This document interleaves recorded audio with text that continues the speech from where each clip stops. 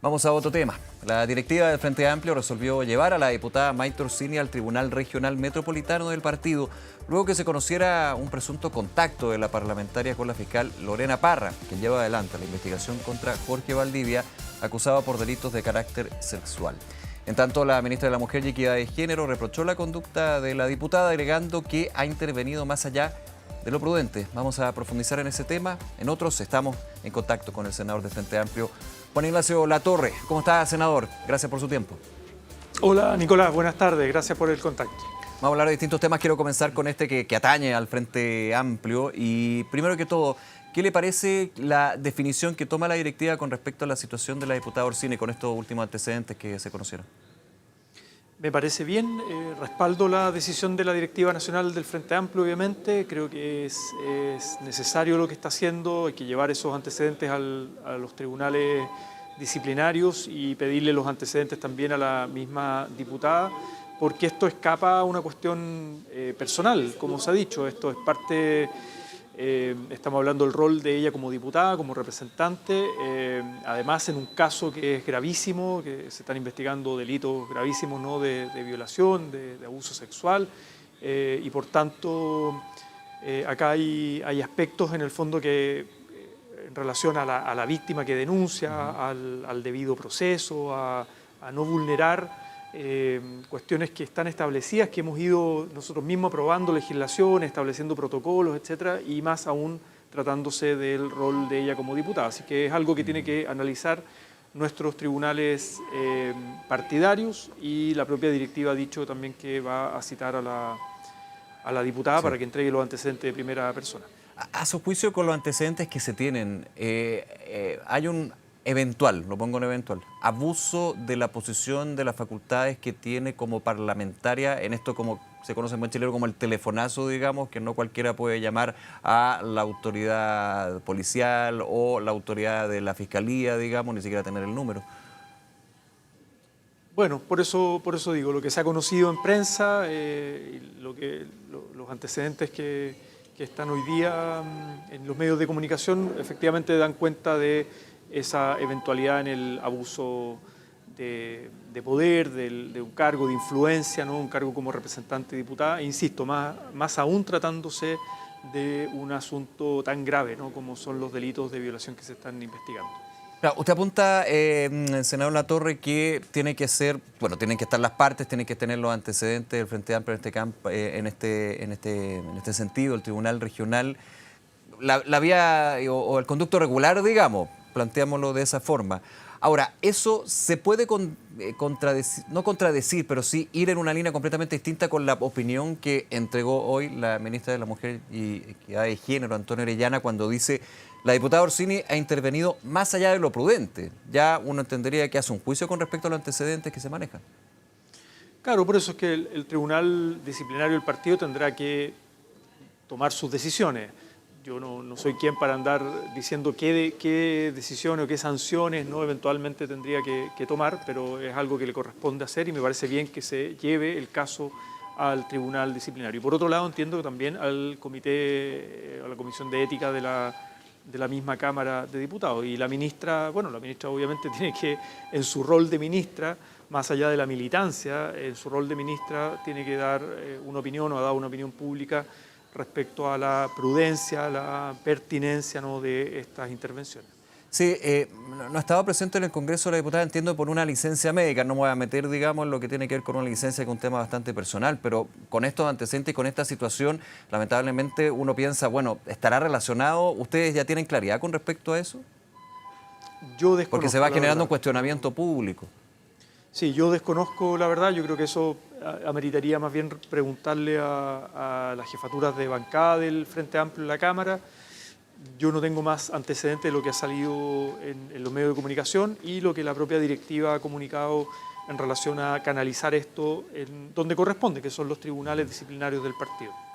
Desde lo meramente político, senador Latorre, y leyendo algunas declaraciones que se han dado especialmente desde la oposición, se habla del telefonazo, se habla de las prácticas con las que comenzó el Frente Amplio, pero que finalmente terminaron siendo las mismas prácticas de la mala política, como dijo una vez un candidato presidencial. ¿Cómo evalúa desde lo político este efecto que tiene la situación de la diputada Orsini? Es que por eso yo creo que acá el Frente Amplio está actuando como corresponde, que es frente a alguien de su fila, ni más ni menos que una representante, una diputada en ejercicio. Hay antecedentes que parecieran ser claramente imprudentes, impertinentes, irresponsables, no sé cómo calificarlo.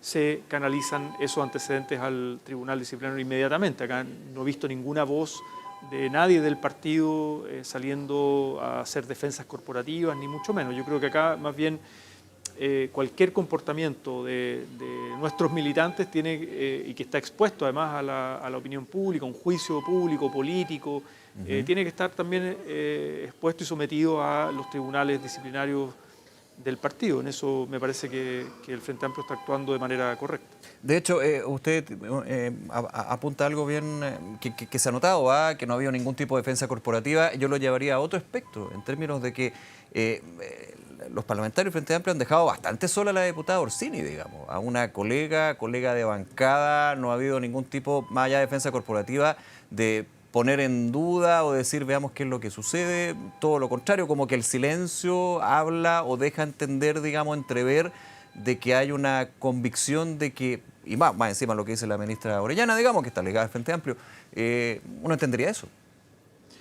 Es que por eso le decía, yo creo que el Frente Amplio está actuando de manera correcta, porque esto es una conducta personal de la cual la propia diputada Maite Orsini tiene que hacerse responsable, pero el propio partido está poniendo los antecedentes donde corresponde, que son los tribunales disciplinarios y también la Comisión de Ética de la Cámara. Entonces me parece que acá no corresponde, de hecho, creo yo, profundizar mucho más en la materia. Además, yo soy senador, tampoco he estado interiorizado de los detalles de este asunto y me parece que se ha actuado correctamente desde el Frente Amplio. Van a ser, le pregunto como punto, clave los plazos o la celeridad con que el tribunal tome conocimiento de esta situación y eventualmente defina qué es lo que se debe hacer. Sí, me parece que al tratarse de un caso de una diputada, de connotación pública, etcétera, creo que es importante que se actúe de manera rápida, pero al mismo tiempo efectiva. Es decir, con todo lo que implica un caso como este, se tendrán que escuchar las versiones, sopesar los antecedentes y tomar decisiones. Esto del Tribunal Regional, que es lo que corresponde porque es militante de la región metropolitana en el fondo, pero también tenemos el Tribunal Supremo, que es la instancia máxima. Entonces ahí hay operaciones y los tiempos, mira, pero yo creo que no va a haber ningún ánimo de dilatar, ni mucho menos. Me parece que se tiene que actuar junto con los plazos, ojalá acotados, pero sobre todo actuar con la mayor consistencia y rigurosidad posible. Senador Latorre, paso a otro tema. Se despachó la ley antiterrorista. Le pregunto, ¿es una buena ley? A ver, haciendo un poquito de contexto y de historia, porque lo que acabamos de aprobar fue el informe de la Comisión Mixta, que es la última etapa de una tramitación larga, ¿no? Chile, recordemos, había sido sancionado por la la mala aplicación de una ley antiterrorista y en muchos casos donde se intentó, hubo querellas por ley antiterrorista, la verdad es que era muy poco efectiva porque era muy difícil probar el delito terrorista o la asociación terrorista cuando se hacía uso de una ley que además da cuenta de un periodo, bueno, de una herencia, digamos, que viene del periodo incluso de la dictadura. Inefectividad de la ley hasta el día de hoy. Recuerdo al entonces subsecretario del Interior que él repetía varias veces por qué se aplicaba la ley no la ley antiterrorista en hechos, por ejemplo, en la macrozona sur, y sí la ley de control de armas u otras. Exactamente. Entonces Chile, de alguna manera, tenía una deuda de actualizar una ley antiterrorista con estándares internacionales. Se revisaron casos comparados, Estados Unidos, por ejemplo, de otros países. Y estándares también internacionales y de derechos humanos, es decir, acá en una ley antiterrorista lo que es importante es cómo el Estado tiene mayor capacidad para anticiparse a eventuales asociaciones terroristas o delitos terroristas, se le entregan a los agentes del Estado facultades y técnicas intrusivas, ¿no? para poder acceder justamente a aquello, ojalá evitar delitos terroristas. Eso es hoy día los países modernos que han estado expuestos a atentados terroristas, por ejemplo, hoy día van adquiriendo una capacidad de anticiparse a aquello, de desbaratar asociaciones o bandas terroristas, y para eso necesitan técnicas intrusivas, técnicas que son especiales a esos agentes del Estado, al mismo tiempo con los resguardos y los límites de que si esos agentes hacen un mal uso, por ejemplo, una persecución de otro tipo, una operación de otro tipo, y hacen un mal uso de esas técnicas, bueno, puedan también ser sancionados debidamente, porque sería algo gravísimo.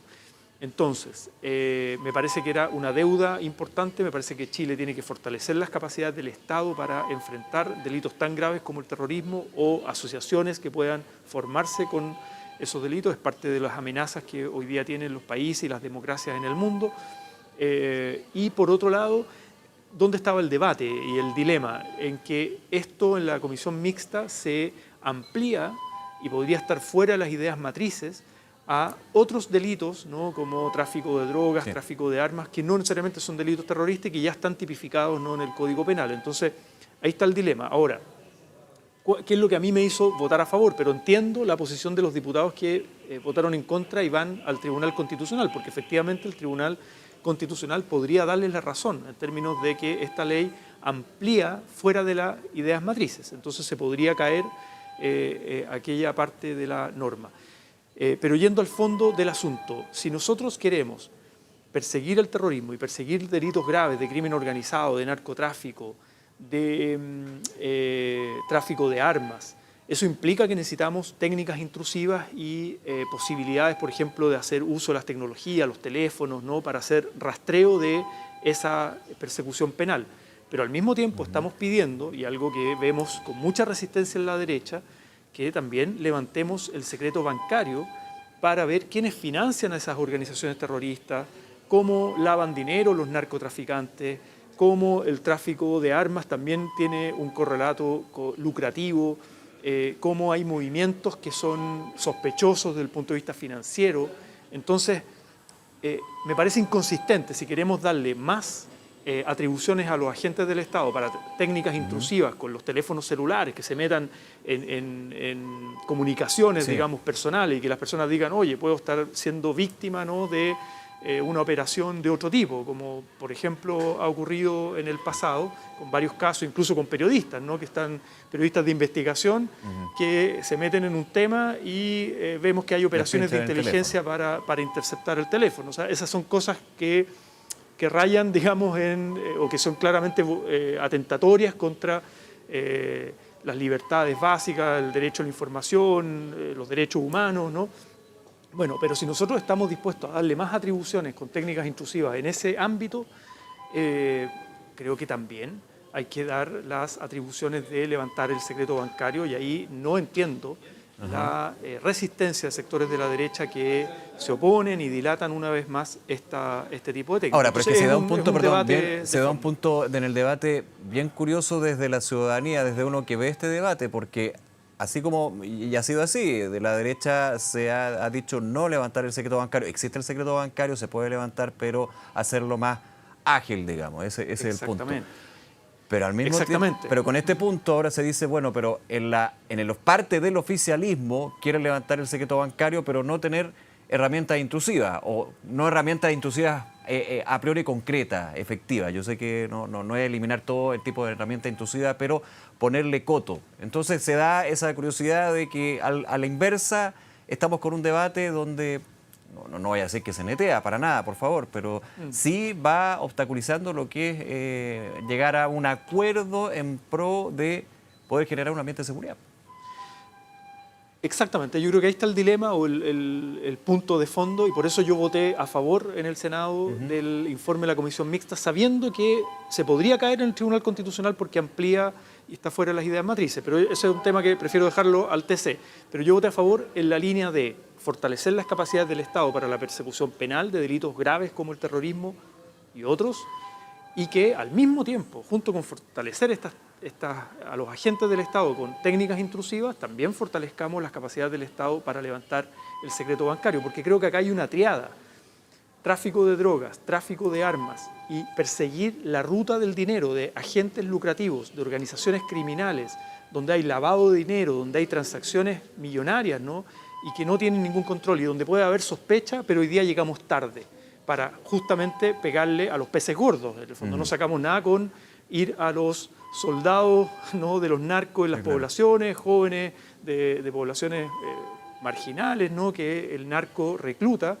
Los tenemos privados de libertad a ellos, pero a los peces gordos que lucran con esto, que lavan dinero, que tienen propiedades, que tienen autos de lujo, que mueven dinero, que mueven capitales incluso nacionalmente e internacionalmente, a ellos nos cuesta pillarlos porque, entre otras cosas, llegamos tarde en cuanto a seguir la ruta del dinero. Entonces ahí me parece que hay una contradicción y yo soy partidario de ampliar esas capacidades del Estado en una sociedad moderna, en una sociedad democrática. Y quien haga mal uso de esas herramientas especiales, tanto de investigación, con teléfonos celulares, comunicaciones, o con un mal uso de un agente del Estado en el secreto bancario, bueno, que sea sancionado fuertemente. Y eso nos tenemos que preocupar, pero no ponerle trabas a esas atribuciones o ese fortalecimiento del Estado para perseguir el delito más grave o las amenazas más graves de nuestra democracia. Senador Latorre, lo que nos queda de entrevista, reforma previsional.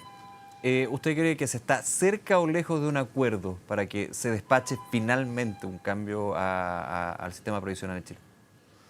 A ver, yo hoy día estuve participando en la Comisión de Trabajo, acompañando ahí a la ministra Jara, al ministro Marcel. Creo que se acordaron dos cosas importantes el día de hoy en la Comisión de Trabajo. Una, la regulación de las comisiones fantasma. Estamos hablando de cientos de millones de dólares en comisiones que pareciera ser no tienen ninguna eficacia en las transacciones internacionales con el fondo de pensiones en el mercado de capitales, digamos, en el sistema internacional. Es algo que viene hace mucho tiempo un debate y ahí se avanzó en regular las comisiones fantasma. Y por otro lado, el aumentar la PGU, la pensión garantizada universal, que hoy día está en 214.000 pesos, aumentarlo a 250.000 pesos y para el 90% de la población. Creo que son dos avances importantes. Mi opinión es que todavía va muy lenta la Comisión de Trabajo en el sentido de que el compromiso del Senado, compromiso vinculante, no es algo de palabra que votamos en la sala del Senado, es despachar el proyecto completo en el mes de enero. Sí.